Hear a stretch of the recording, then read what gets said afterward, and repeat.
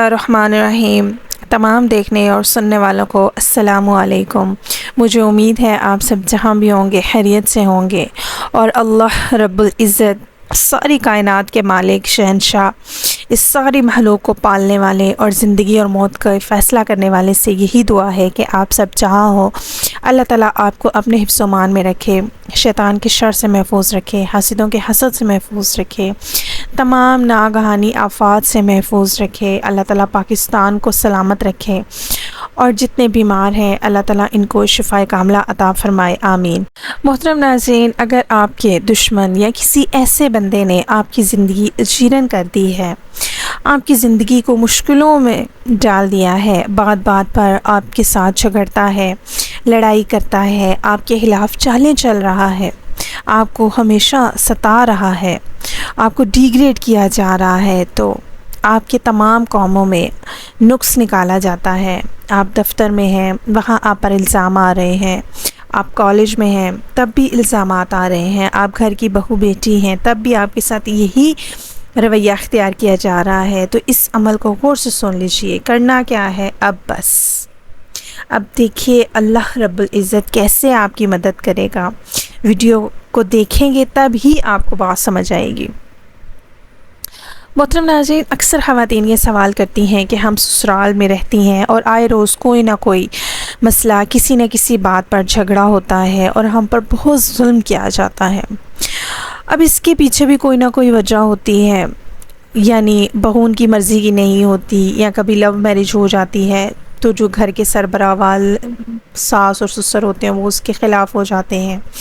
کبھی ایسا ہوتا ہے کہ جو گھر کا سربراہ والد ہوتا ہے اس کا دل ہوتا ہے کہ اپنی فیملی سے بہو لے کے آؤں، یا ماں کا دل ہوتا ہے کہ اپنی فیملی سے لے کے آئے، تو اس طریقے سے معاملات ہوتے رہتے ہیں۔ جہیز کے نام پر تو کم جھگڑے ہوتے ہیں، لیکن اگر انڈرسٹینڈنگ نہیں ہو رہی تو اس کی وجہ سے زیادہ مسائل ہو جاتے ہیں۔ آج کل جھگڑے، مسئلے، مسائل رول آن کرنے کی وجہ سے ہوتے ہیں۔ ہر کوئی رول آن کرنا چاہ رہا ہے، حکومت کرنا چاہ رہا ہے، وہ چاہتا ہے کہ اس کی بات کو سنا جائے، اس کی بات کو امپورٹنس دی جائے، اس کو ویلیو کیا جائے، وہ جو کہہ رہا ہے اس کو سنا جائے۔ بہو کے آنے سے پہلے ساس کی حکومت ہوتی ہے، اس کا کہا مانا جاتا ہے، اس کی سجیشن، اس کے آرڈر لیے جاتے ہیں۔ گھر کے تمام معاملات میں جیسے ہی بہو آ جاتی ہے اس کے دل میں یہ بات آ جاتی ہے کہ اب یہ حکومت کرے گی، اس کو ویلیو کیا جائے گا، اور یہ بات ہضم کرنا ساس کے لیے بڑا مشکل ہو جاتا ہے۔ پھر جو خواتین خاوند کی ستائی ہوئی ہیں، ساس، نندوں، جٹھانیوں، یا ایسے مسائل سے دو چار ہیں، یا کسی آفس میں کام کرتے ہیں تو وہاں کے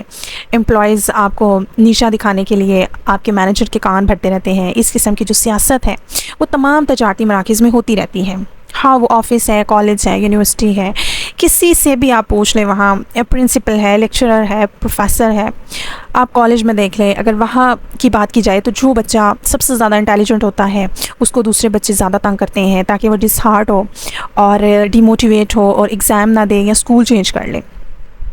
یہ سارے معاملات زندگی میں چلتے رہتے ہیں، اور یہ ایسے معاملے ہیں جو بیٹھے بٹھائے لوگ آپ کے دشمن بن جاتے ہیں